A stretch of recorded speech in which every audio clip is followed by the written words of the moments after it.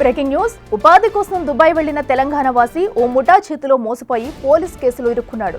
చేయని నేరానికి ఇబ్బందులు పడుతున్నాడు. ఎక్కడ ఉండడానికి వీలు లేక దుబాయ్లోని జబలాలి ప్రాంతంలోని సిమెంట్ పైప్లో తలదాచుకున్నాడు.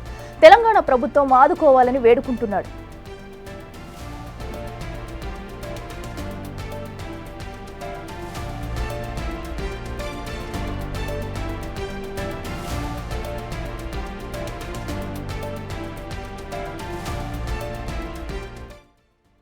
మా పరిస్థితి మాకు తెలియదు. మమ్మల్ని తీసుకుపోయారు. మన ఇండియాడు ఇద్దరు పాకిస్తాన్ వాళ్ళు తీసుకుపోయి మా ఐడి కార్డులు తీసుకొని సిమ్లకు తీసుకొని దాని డబ్బులు తీసుకొని మమ్మల్ని సిఐడికి అప్పచెప్పి మమ్మల్ని ఎటుగాని బతుకు చేసారు. మేము ఇక్కడ రంపల్లో ఉన్నాం సార్. మీ దండం పెడతాం. కాళ్ళు మొత్తం మమ్మల్ని ఇప్పించుకొని మరి సార్ మీకు పొన్నే ఉంటాయి. మాకు పిల్లలు ఉన్నారు సార్. ఈ దండం పెడతాం సార్. ఈ పైపుల్లో అంటున్నాం సార్. ఇంట్లోనే తిండి లేదు, తికానా లేదు. ఇప్పటికి 10 రోజులే సార్ విడుదల చేసింది సార్. మమ్మల్ని ఎవరి దగ్గర రాని ఇద్దరు ఎవరు పనులకు పెట్టుకోలేదు సార్. మీ దండం పెడతాం. కాళ్ళు మొక్కుతాం. మీరే కాపాడండి. జగిత్యాల జిల్లా ఎండపల్లి మండలానికి చెందిన మంతెన కిరణ్ ఆర్థిక ఇబ్బందుల వల్ల డబ్బు సంపాదించుకునేందుకు ఏజెంట్ ద్వారా దుబాయ్ వెళ్లాడు. అక్కడ గ్రీన్ స్కెచ్ ఎల్ఎల్సి కంపెనీలో గత ఏప్రిల్లో ఉద్యోగంలో చేరాడు. తెలంగాణ, ఏపీకి చెందిన మరో 8 మందితో కలిసి అక్కడ పనిచేస్తున్నాడు. ఈ బృందానికి పరిచయమైన ఓ వ్యక్తి మరో కంపెనీలో ఎక్కువ జీతం వస్తుందని ఆశ చూపించడంతో ఆ వ్యక్తి మాటలు నమ్మిని అందరూ అతడిని కలిశారు. సదరు ముఠా వారి వద్ద నుంచి కంపెనీ ఐడి కార్డులు లాక్కొని నిర్బంధించినట్లు బాధితుడు కిరణ్ వాపోయాడు. ఐడి కార్డులతో పాటు సిమ్ కార్డులు, బ్యాంక్ అకౌంట్ వివరాలు, సంతకాలు, ఫోటోలు తీసుకున్నట్లు కిరణ్ సెల్ఫీ వీడియోలో తెలిపాడు.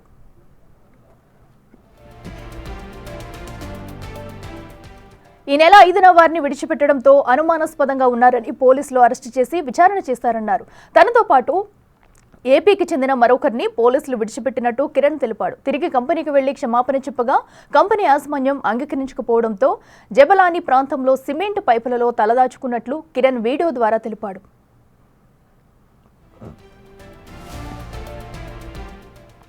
బతుకు తెరువు కోసం దుబాయ్ వెళ్లిన కిరణ్ దిక్కుతోచిన స్థితిలో ఉండడంతో కుటుంబ సభ్యులు ఆందోళనకు గురవుతున్నారు. ఉన్న ఊర్లో జీవనోపాధి లేక అప్పు చేసి దుబాయ్ వెళ్లిన భర్త ముఠా చేతిలో మోసపోవడంతో కిరణ్ భార్య కన్నీరు మున్నీరవుతుంది. తన భర్తను ఇండియాకి తిరిగి రప్పించాలని తెలంగాణ ప్రభుత్వాన్ని సీఎం రేవంత్ రెడ్డిని కోరుతుంది.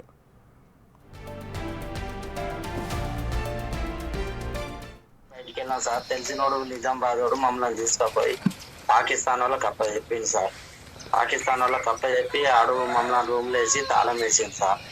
15 మంది దాకా రూమ్లో వేసింది సార్. రూమ్లో వేసి మా ఐడీల మీద సిమ్ములు తీసుకొని అమౌంట్ ఎత్తుకొని 40 రోజుల దాకా రూమ్లో పెట్టి మమ్మల్ని బాగా ఇబ్బంది వచ్చింది సార్. నా కొడుకును ఆడ ఏజెంట్ మోసం చేసిండు. ముఖ్యమంత్రి గారు మీరందరు కలిసి నా కొడుకు ఇంటికి సేవంగా వచ్చేటట్టు చేయండి. అప్పుల పాలైండు, ఏం లేదు. 2 పిల్లలు పట్టుకొని వాళ్ళు ఉపాసం ఉప్పిడి ఉంటారు సారు. అందరం ఉపాసం ఉప్పిడి చచ్చిపోతున్నాం సార్. నా కొడుకు గిట్టాయి సారు. ఏమో సంపాదించుకున్నాను పోయిండు. ఏం సంపాదించినట్టు ఇడిచిపెట్టి ఇప్పుడు అప్పు ఏదన్నా నమ్మి కడదామన్నా ఏం లేదు సారు. ఏం లేదు సారు. దయచేసి నేను కిరణ్ వాళ్ళ అమ్మను సారు. అక్కడనే ఉన్నాడు నా కొడుకు. అడవిలో తిరుగుతాండ్రు. ఎవరి దగ్గర తీస్తలేరు. వాళ్ళ దగ్గర ఆధార్ కార్డు అవి ఏమి లేవు సారు. ఏమి లేక తిండి తిప్పలు లేక ఏడుతాను సారు. రెడ్డికి ఇదే అంశానికి సంబంధించి మరింత సమాచారం మా ప్రతినిధి శ్రీనివాస్ ఫోన్లో అందిస్తారు. శ్రీనివాస్, చెప్పండి. మనం చూస్తున్నాం ప్రస్తుతం అయితే కిరణ్ అక్కడ దుబాయ్లో చిక్కుకుని ఉన్నాడు. సో తను ఆ వీడియో కూడా రిలీజ్ చేయడం జరిగింది. మరి ఈ వీడియో పట్ల ప్రభుత్వం ఇప్పటివరకు ఏమైనా స్పందించిందా? అసలు అతను అక్కడికి వెళ్ళి ఎన్ని రోజులు అవుతుంది?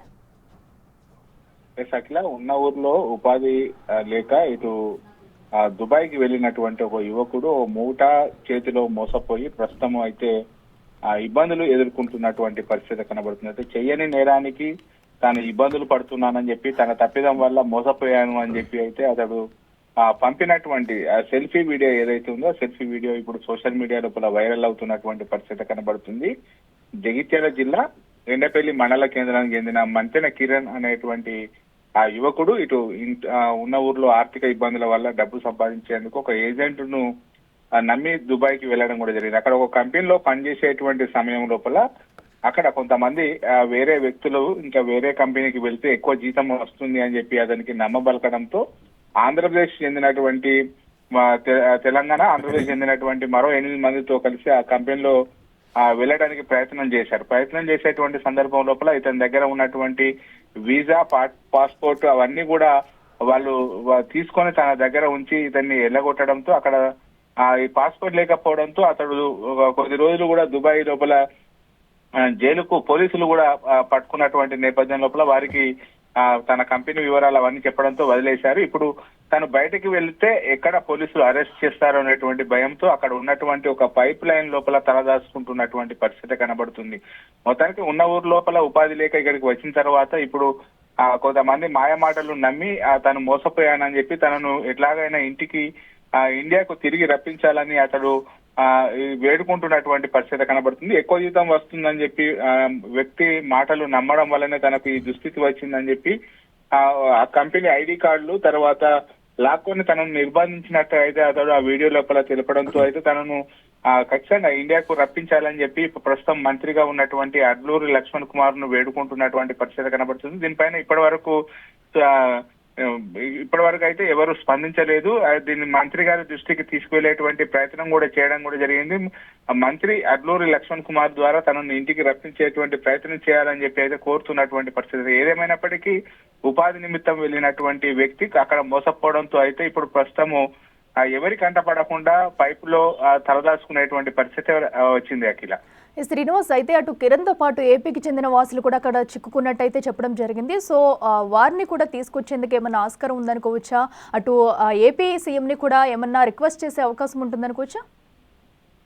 ఇప్పటికైతే ధర్మపురికి చెందినటువంటి కిరణ్ యొక్క వీడియో అయితే సోషల్ మీడియా లోపల వైరల్ అవుతున్నటువంటి పరిస్థితి. మొత్తానికైతే దాదాపు 8 మంది వరకు కూడా ఇదే విధంగా మోసపోయి అక్కడ తలదాచుకుంటున్నటువంటి పరిస్థితి కనబడుతుంది. ముఖ్యంగా ఇటు తెలంగాణ అటు ఏపీకి చెందినటువంటి వ్యక్తులు కాబడంతో 2 ప్రభుత్వాలు కూడా చొరవ తీసుకొని వీళ్ళని ఇండియాకు రప్పించాలని చెప్పి అయితే వేడుకుంటున్నటువంటి పరిస్థితి కనబడుతుంది.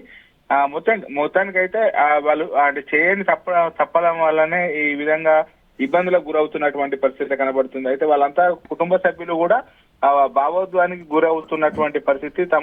తమ కొడుకు ఇక్కడ ఉపాధి లేకనే అక్కడికి వెళ్ళాడు, ఖచ్చితంగా ఇండియాకు రప్పించాలని అయితే వాళ్ళు వేడుకుంటున్నటువంటి పరిస్థితి కనబడుతుంది. Right Srinivas, thank you.